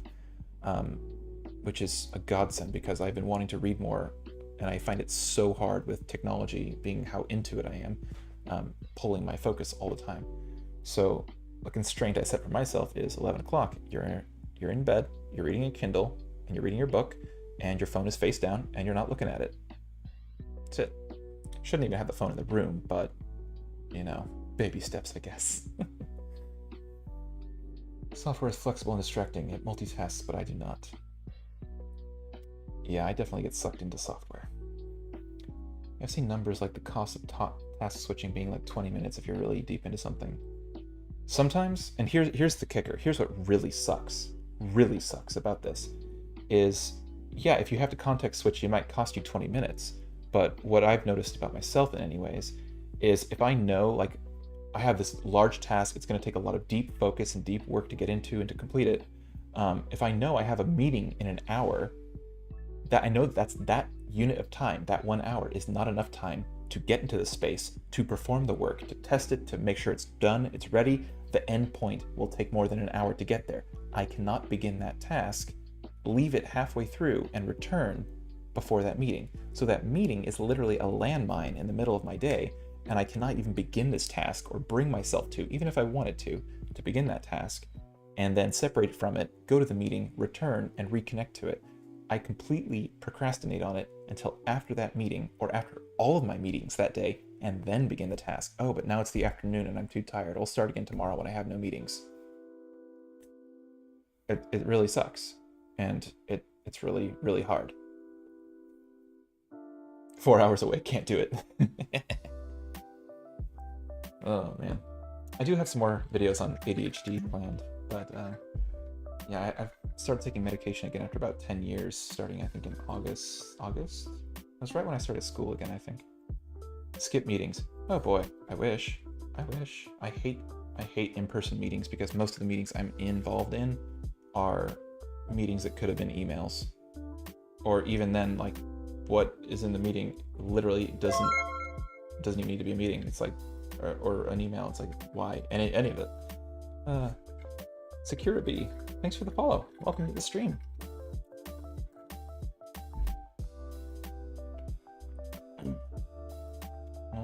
Let's see what other people think about deep work. Well, actually, before I look at what other people's thoughts are, I should talk about my own, shouldn't I? Remote learning. Yes. I like working remote, but it definitely does have its challenges for this brain. But fundamentally, I do like working from home, the comfort environment where I can actually tune the environment to me. Now, given that though, there are benefits to going to a formal environment like a workplace where there are rules, expectations, habits, routines. I need to get dressed, dress nice. I need to bring my food with me. I need to pack it. I need to lay it all out, see it all there, visualize, pack it all up, take it with me, drive there. A drastic change of context. The drive, the commute is that separation from the home context to the work context, putting you into that frame of mind and space to then perform work. So there are benefits, there are drawbacks. I feel both. But I do like working from home because I like being around my cats, having access to my kitchen, and being able to cook healthy food instead of having to prepare and spend more time, commute, spend more time. Pros and cons to everything. Microsoft Teams could have been an email. My kid has no patience, and honestly, I don't either. Yeah, I mean, in this day and age, patience it's not necessarily a virtue, it's like a precious metal. Work.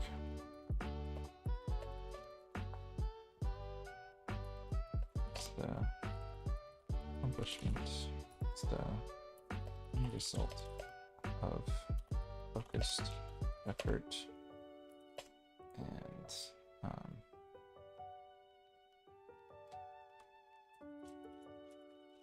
concentration on something that requires one's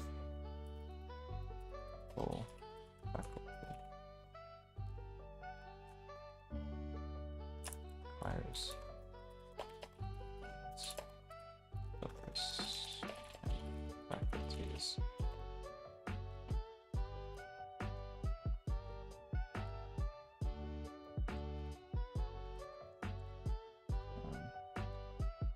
Deep work is the end result of some focused effort and concentration on something that requires one's full focus and abstract case. Conflict mind.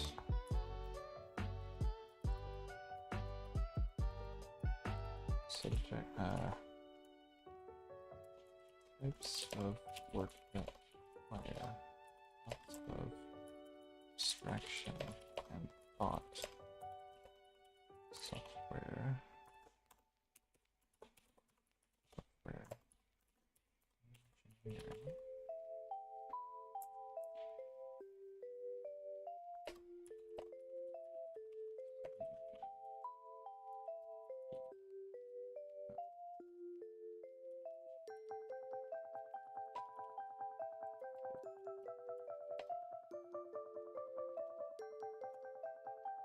Mostly known for needing deep work from.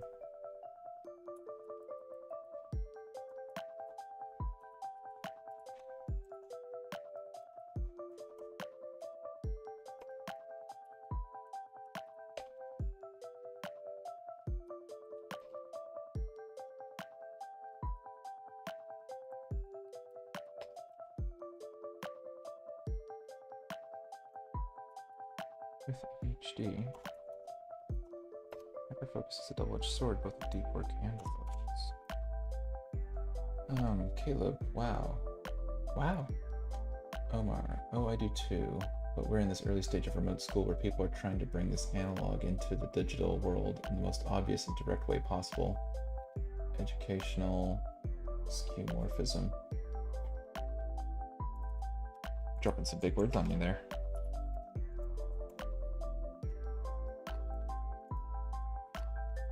Derivative object that retains ornamental design cues, attributes from structures that were inherent to its origin.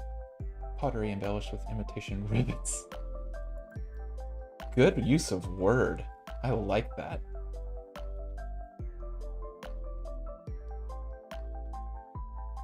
I'm gonna make a note on that word.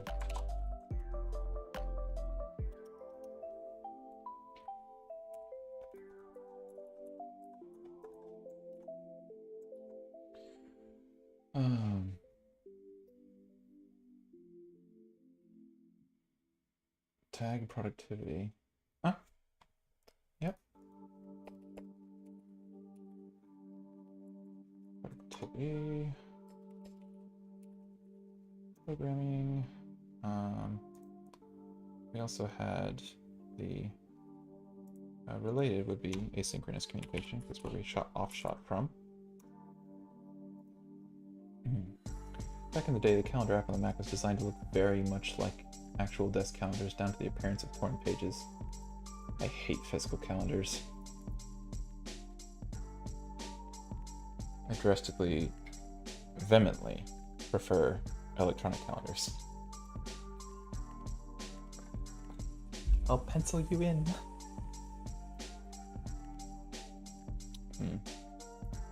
I have never been able to effectively use physical calendars. iOS 6? I don't know if I was even on iOS at that time. Types of work that require a lot of abstraction, thought, like software engineering, infamous for requiring deep work. With ADHD, hyperfocus is a double-edged sword, both of deep work and avoidance. That meaning that because of the ability to self-regulate, individuals ADHD are able to get lost in the flow state. There's another. Actually, I'm gonna combine that one. I'm gonna add as an alias.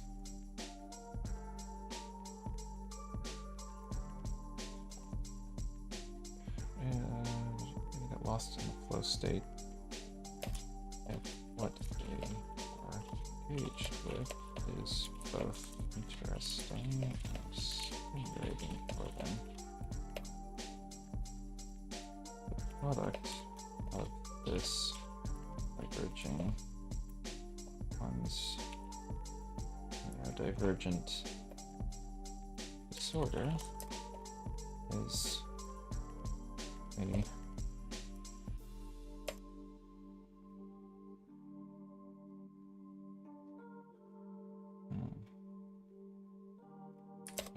highly productive employee. I'm just going to change it to individual. As long as the task at hand is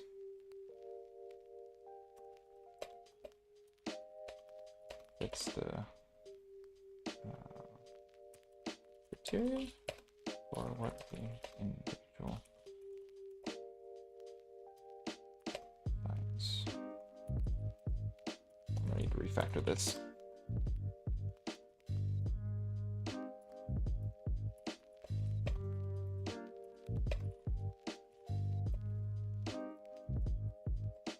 With ADHD when applied to deep work. And,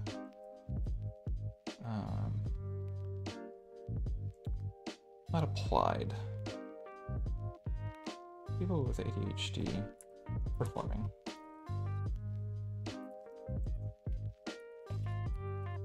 Essentially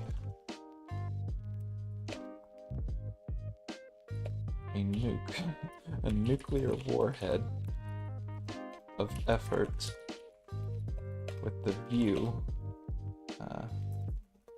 the vision. What's a view? Viewpoint, view perspective, viewpoint, view. With the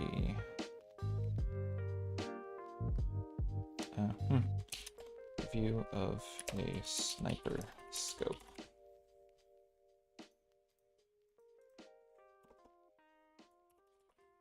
Effective, but the focal points have to specific criteria to trigger this behavior, and if the criteria is not met, then the opposite is likely to occur. Ineffectual working habits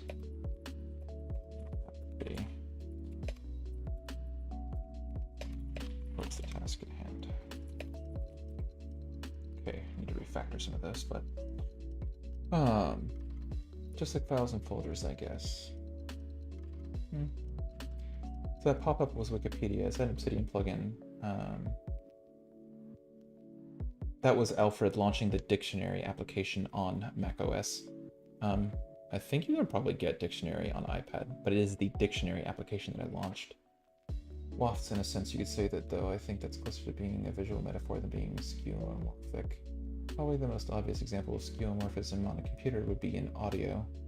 If you look at the GarageBand, you'll find dials all over the place. Ha! Yes.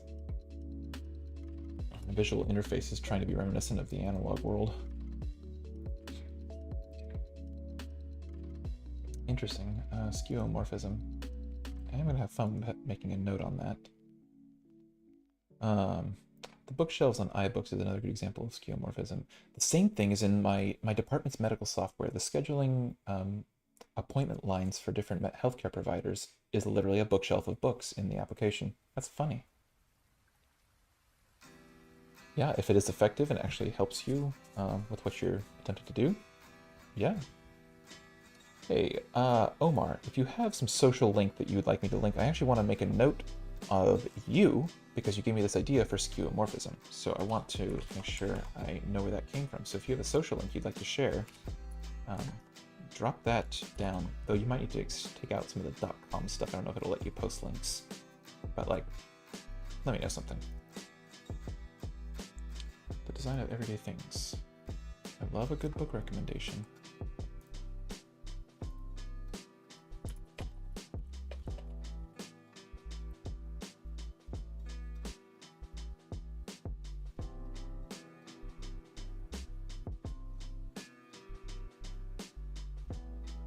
Gonna put you on blast here real quick.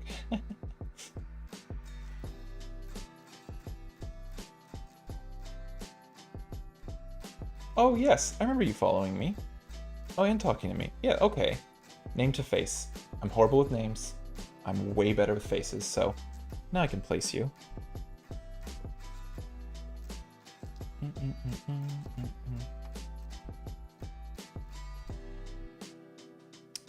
Yeah, I'm gonna creep your page a little bit later. Design of everyday things, skeuomorphism, meta reference. That would be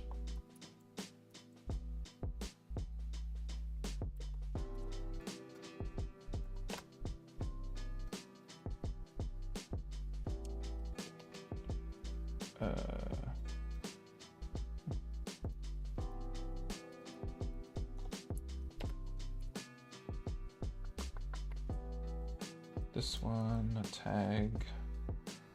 Just leave it there. Okay, and then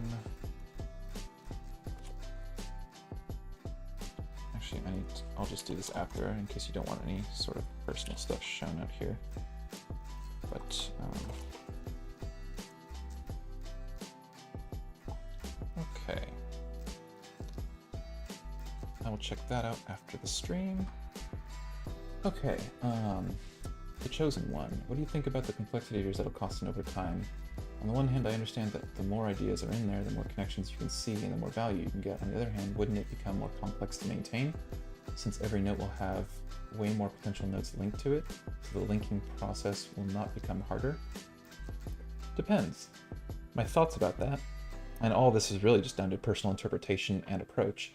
My personal thought about that is the more ideas you have in here, yeah, it does become a little bit harder to maintain, which is why, you know, it's not a matter of, it is a matter of constant refactoring and revision. You're constantly going through things, opening random notes, seeing where the connections exist, and or removing some. And often you don't need to link to absolutely all this crazy random stuff. Over time, as your vault matures, you could just link to things that are a little bit stronger of a connection instead of a lot of the less of the, this might be related, I'm just going to link it for the sake of linking. Well, eventually you're just going to get link spam. So you might need to think more about, is this really something that is related to it, or that I would think should be connected, or that I'd like to stumble upon it? And so I think over time, it just becomes a matter of quality over quantity of linking, and you're going to have to constantly refactor and review these notes over time anyways. So yeah. Skeuomorphisms tend to persist in digital tools. It's a reminder we are bound to the physical world no matter how digital we become.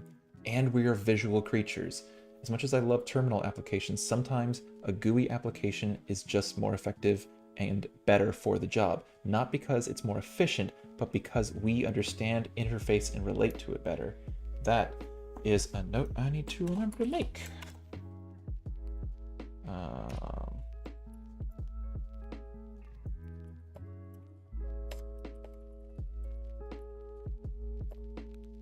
GUI versus terminal apps being visual creatures, and block reference to that. Okay. Another book recommendation, Thinking in Systems, a primer. All right, y'all giving me some good ones. Check that out afterwards too.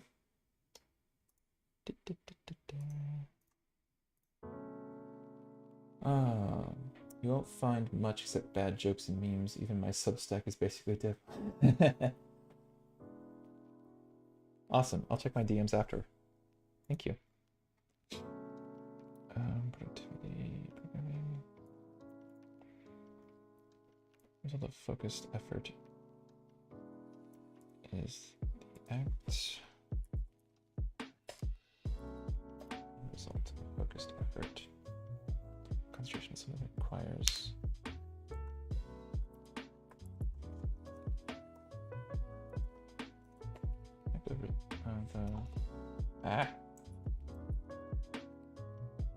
is the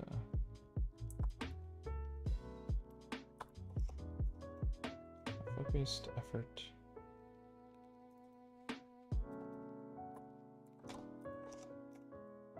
Concentration that requires one across all of one's focus and faculties. Types of work that require lots of abstraction and thought, like software engineering. Abstraction and conceptualization. Software engineering are infamously known for requiring deep work. With ADHD hyperfocus, meaning that because of the inability to self-regulate, individuals with ADHD are able to get lost in the flow.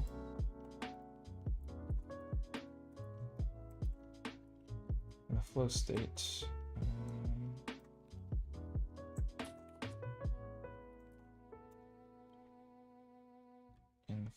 if what they are engaged with is both interesting and stimulating for them. The product of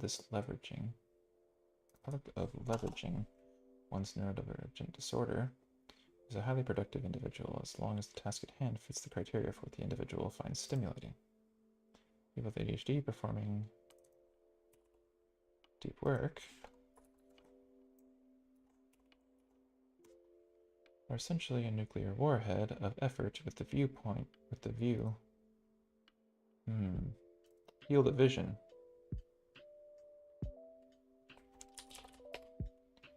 Field of vision?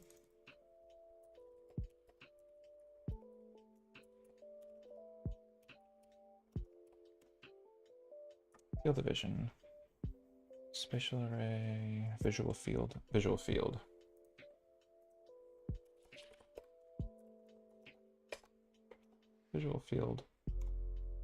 Oh my god, come on, can I type? Visual field of a sniper scope.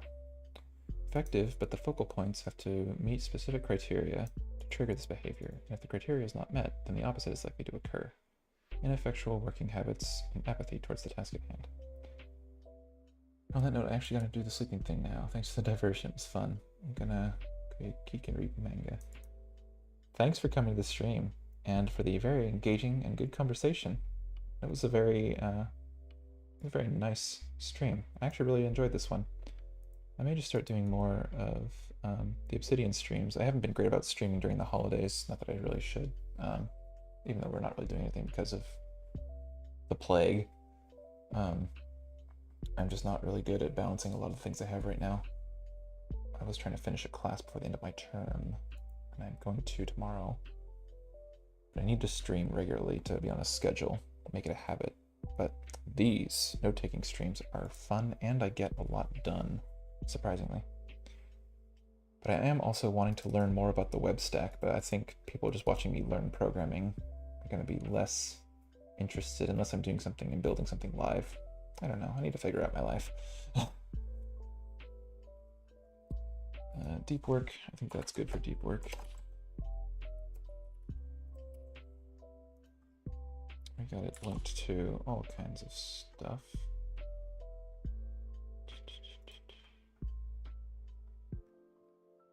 Yeah. Okay.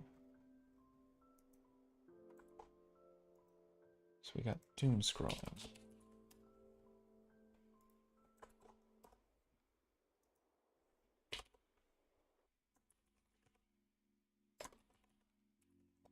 Social media, psychology,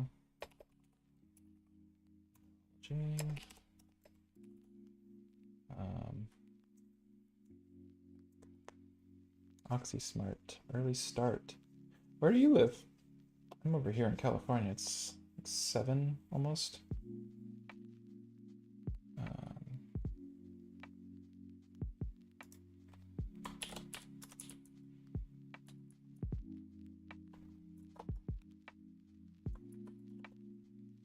Oh, little nugget that you guys might find interesting. Social media and the way that it preys upon your dopamine receptors by providing hits of dopamine to keep you constantly scrolling and seeing new things and stimulus is basically like hyper predatory on people with ADHD. Like, it's really bad. Guadalupe. It's 11.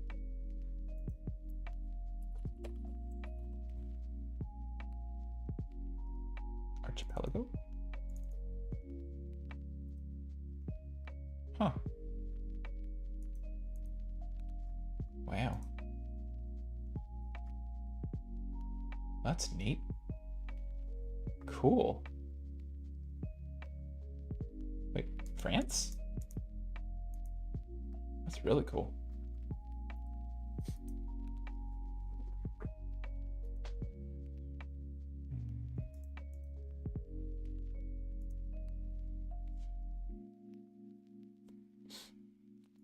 Okay,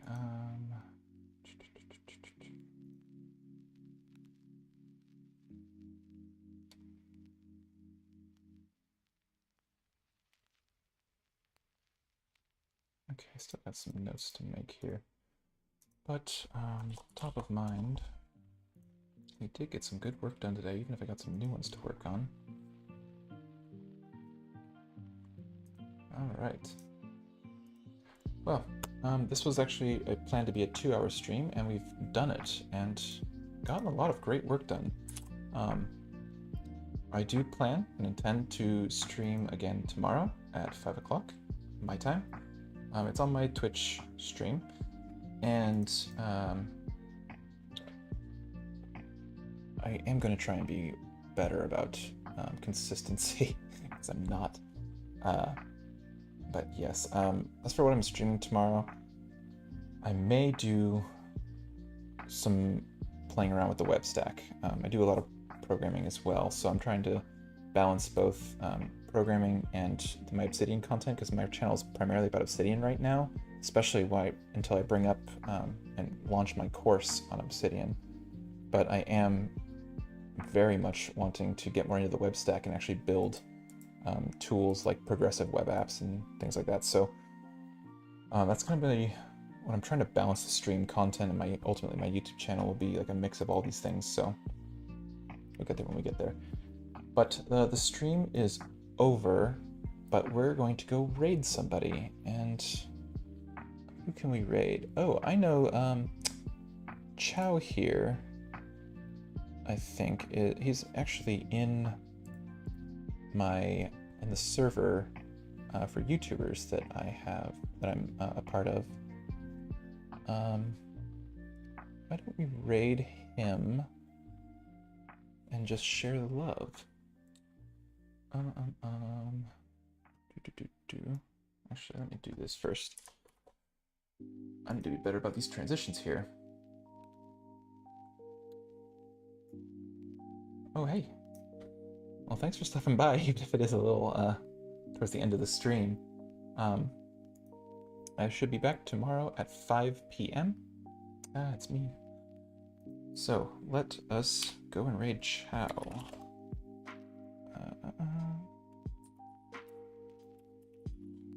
Chow codes. Alright, thank you everyone for joining. This was actually a really fun stream for me, especially thanks to Omar for all of the engaging conversation.